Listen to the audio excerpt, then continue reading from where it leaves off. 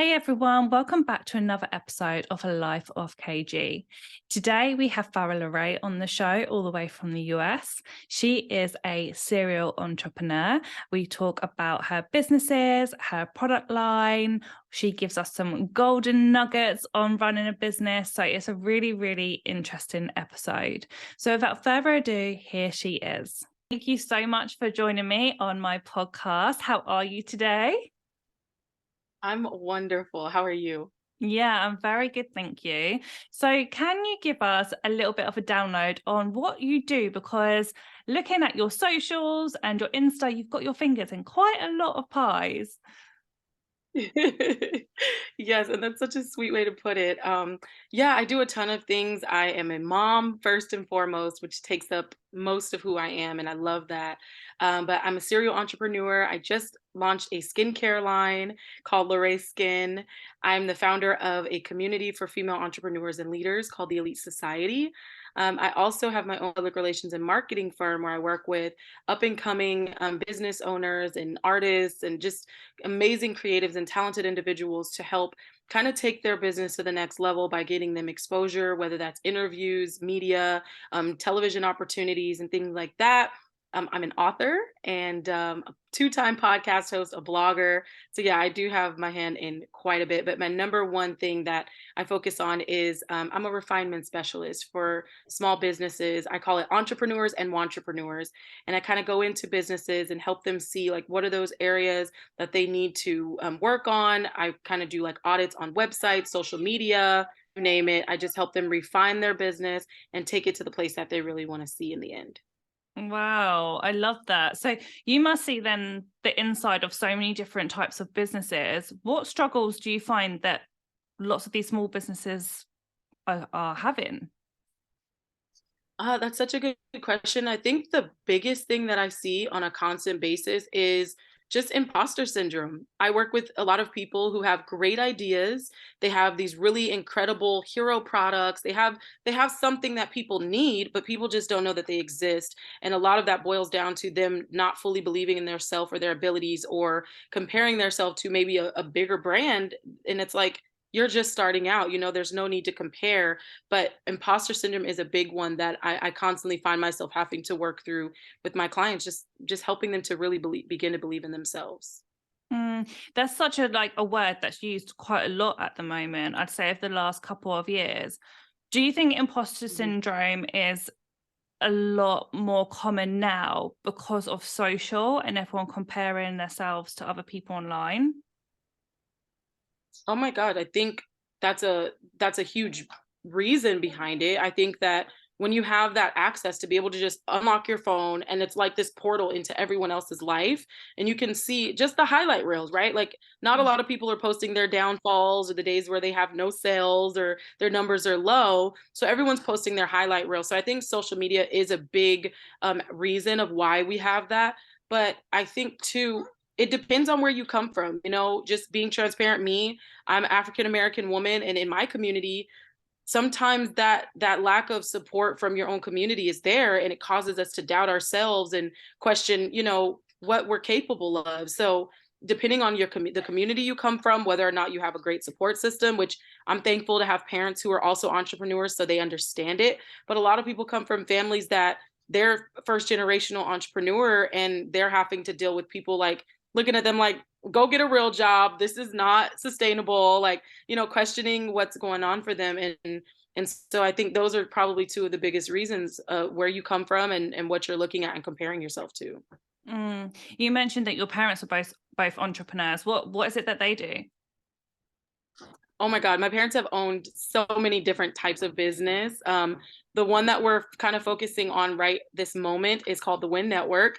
It's a global film distribution platform. So it's kind of like a Netflix or Hulu.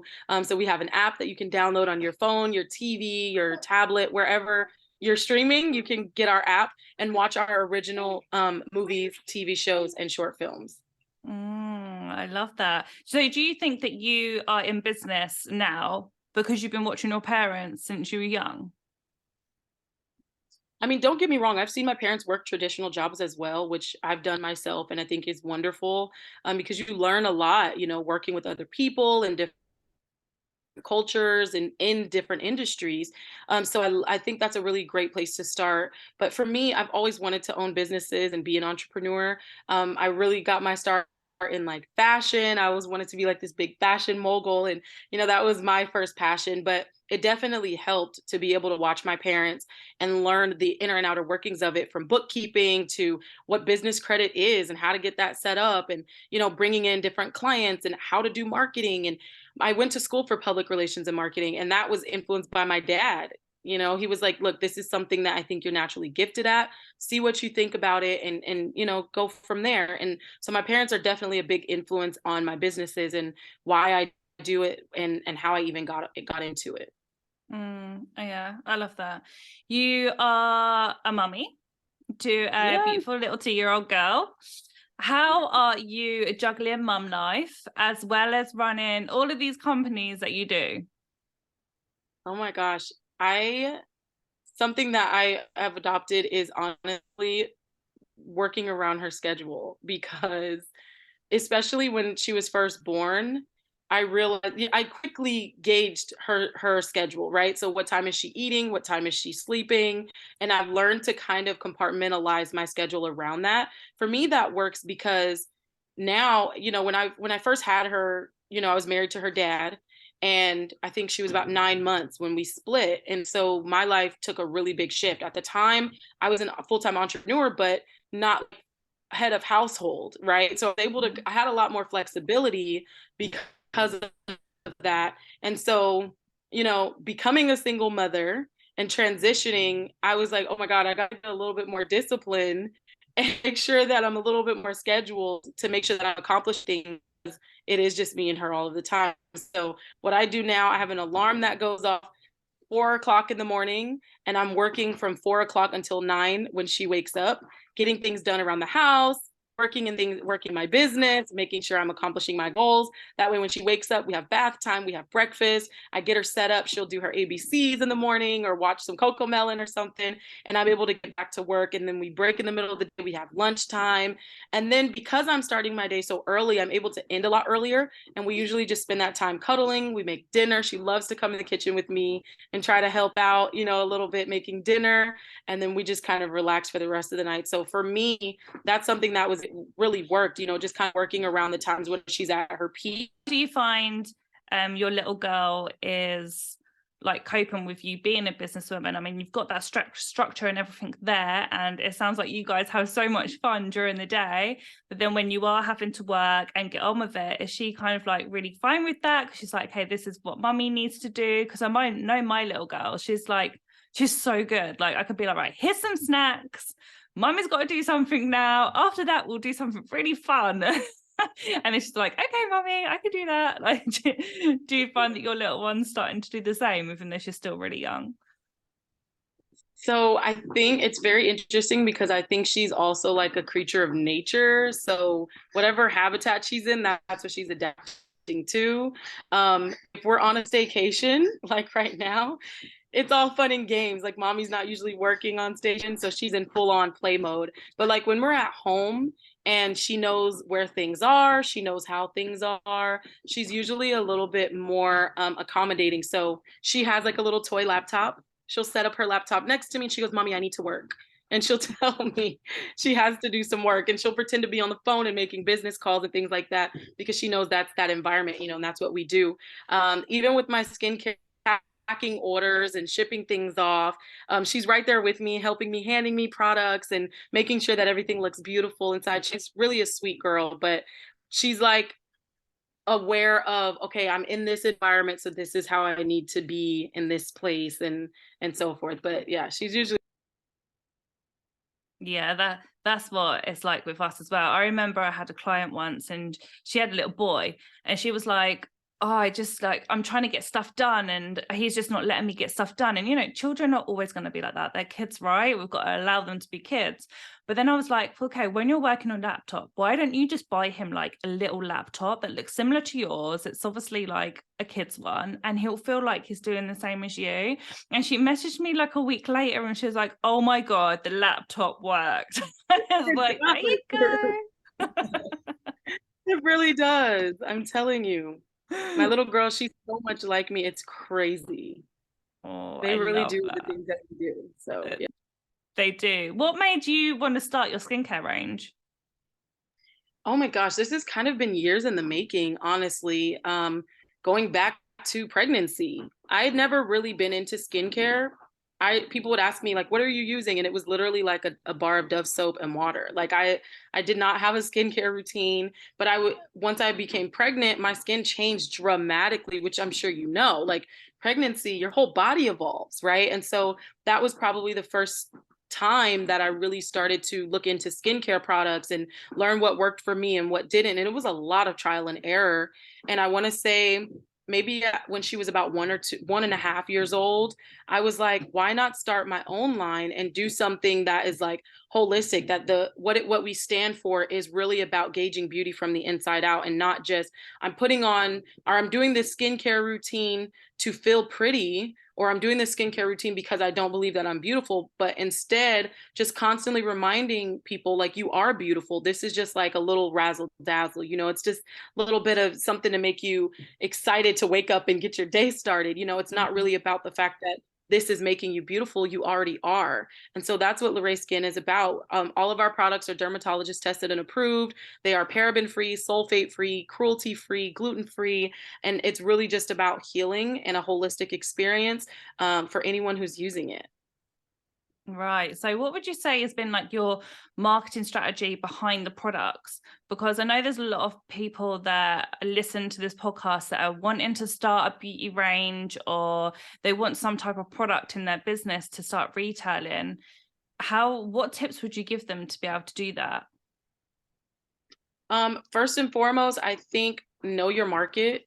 Who are you selling to? Do you already have a target group that is listening to you on that topic? Something that I started doing early on when I first started my journey, trying to figure out my skincare. Before I knew I wanted to do a line, I started posting on my stories, and I kind of took my followers along on the journey with me to know, like, hey, here's what's working, here's what's not working. Even when I first learned what it meant to gua sha and how to do that process, I posted on my story. So I kind of started warming my immediate following up to the idea of me being in that space. So I think take a poll, start posting, start figuring out what people like, the engaged audience that's actually commenting, that is actually taking your polls on your story, that are actually answering your questions. They will tell you what they expect or what they're looking for, or whether or not they'd be interested in something. So that was the first step that I took. The next thing that I did was I aligned myself with other people in the space to kind of learn from them, right? So my manufacturer, she's based in Las Vegas. She has warehouses all over the country and in Canada. She's listed on the New York Stock Exchange. She's doing some amazing things. And she's been a friend of mine since even before I was ever married. And I connected with her and I got close to her and started just asking questions, and learning what that industry looked like from her point of view, and started getting tips and things like that. And then I tested it in my target market, and I started asking questions to my group, people that I knew were already on my email list, people that were already followers on my Instagram, people that were already subscribed to my YouTube channel. And if you don't have any of these platforms, that's okay, but research is going to be your absolute best friend. Define what you want, understand, okay, if I want to start a brand, but I only want one product, or do I want two products? Do I want an entire collection and a line? Like, you have to really sit down and define exactly what you want, and then decide who is it for. And then if you're not already connected to that group, start connecting to that group. And then it just snowball effects from there. You really, really do need to know who your audience is, don't you? Because otherwise you could just be selling something that you think everyone likes, but actually that's not what Yeah. they want at all. And then you'll have a bunch of product just sitting on the shelf that never gets moved because it's not for the right group. Now, I'm not saying by any means to tailor who you are and what you want to do to people, but you have to have people to buy the product. So if you don't already have that group or that network, build it. Start going to events, start talking to people, start aligning yourself. An amazing resource, at least here in the US, is Eventbrite. I don't know about you guys, but Eventbrite is Mhm. one of the greatest ways that I've been able to meet people and connect. And so you can look up beauty events in your area, or you can look up skincare. Just look up those keyword searches and start connecting with people in that space. because that's going to help you. It's going to diversify you, and it's going to open up your opportunities and the possibilities of what you can actually achieve. But as long as you're just like in your head about it, nothing's ever going to get done. In order to sell to people, you have to connect to people, you have to get to know people, get to know what they like, and then, just kind of showcase that and broaden your reach. Yeah, for sure. Because you might think that your target audience might be on, let's say, Instagram, and actually that might not be where your people hang out at all. It might be Facebook, or it might be YouTube. Yeah. So you're actually not even reaching the people that you need to reach. So you really need to figure out, okay, where do my audience sit? Where do I need to go and find them? Is that networking events? Is that on social? Is that on email? Is that in a Facebook group? Like, there's so many different places now to reach out to people. And I also think that people think it's just social. Like, people's marketing is just social. It's so much more than just social. Like, social is one tiny little piece of the marketing. And so I think it's just about people learning, like, what else can they do to build their audience, because audience building takes a long time to do that, and it never really stops, does it? We're always building an audience. Absolutely. Someone with a background in public relations, there's so many other avenues for even just getting that press and that exposure, right? You can talk to your local newspaper, you can write to different magazines, whether that's digital or print, you can connect with bloggers, you can send your product to some people who you feel your brand aligns with, right? Whether that's a celebrity or an influencer or just even a micro influencer. I think too, sometimes we underestimate the power of micro influencers who maybe they have 1,000 to 2,000 or even 5,000 followers, but every single person in that audience is engaged, versus someone with 100,000 followers and they're only getting 200 likes, right?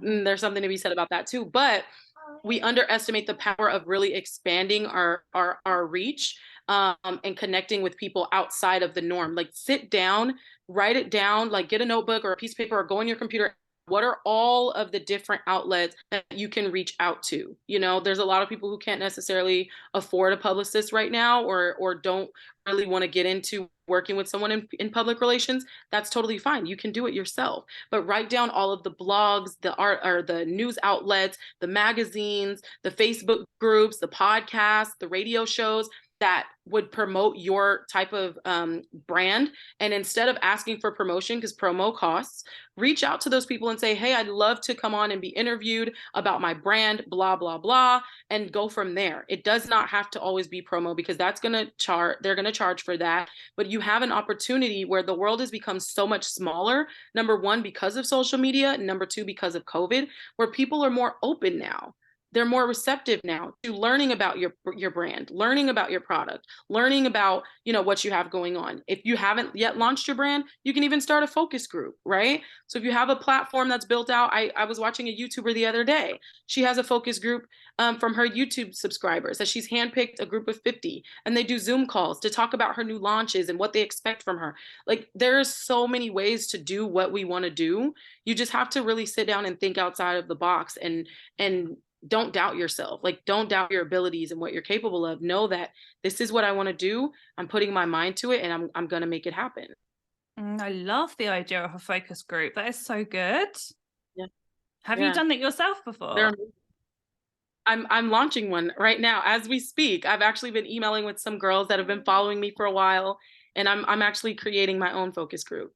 I love that. What a great idea. I can't wait to see how that all plans out. Yeah. So one last question, and then I'll let you go off with your little girl. So what would you say is the biggest lesson you've learned in business so far? There's so many lessons. I think the biggest thing I'd have to say is, I'm going to say it in a loose term and then I'm going to explain, but do you. I've seen a lot of times in my business and then working with other clients, listening to people who are just being opinionated about your business is not the way to go, especially family and friends. They'll tell you, oh, do it this way, or oh, don't do it that way. And we listen, trying to take heed or make sure that we don't make the wrong decision. But at the end of the day, the only one that has to live with the decisions that you make for your business and your life is you. And so at the end of the day, you got to really, even with all the focus groups and what everyone is saying, there is this innate gut feeling that we have that leads us to do the things that we're supposed to do. And it's good to get advice. It's good to, hear from other people. But if you have this gut feeling that you need to take your business in a certain direction or not to take it in a certain direction, or, I've had people that wanted to become co-owners of businesses with me and, collaborate on certain things. And if there's something in me that's like, this is not going to be the right move for your business, don't do it. Because I've gone there. I've overrode that feeling, and I saw the demise, like, oh, this was not a good idea. We should not have done this, so listen to yourself. I believe that if you were called to be an entrepreneur, if you were placed on this earth by God to be an entrepreneur and to spread the word and to impact people the way that you are, then he's also equipped you, right? Like, you're also equipped to do those things and to be that entrepreneur in that industry at this time, serving this group of people. So trust that feeling and make sure that you're making the best decisions for you and your business, regardless of what anyone else thinks. Amen to that, girl. So where can people connect with you? I'm all over social media at It's Farrah LaRaé. So ITSFARRAHLARAE. From there, you'll be able to see all of my other pages, my other businesses, all of the skincare brand, everything that I'm doing. That's Instagram, Twitter, Facebook, YouTube, Pinterest, Twitter. I said Twitter, Snapchat, anywhere you're on. LinkedIn at It's Farrah LaRaé, and connect with me. I'd love to meet you. Perfect. We will add all the links in the show notes. If you love this episode as much as me, please go and share it and tell all of your friends, and also subscribe and leave us a review. We'd be really, really grateful. Thank you so much for giving up your time today, Farrah. It's been an absolute pleasure. Thank you so much for having me. I've enjoyed this and I love talking to you. So thank you.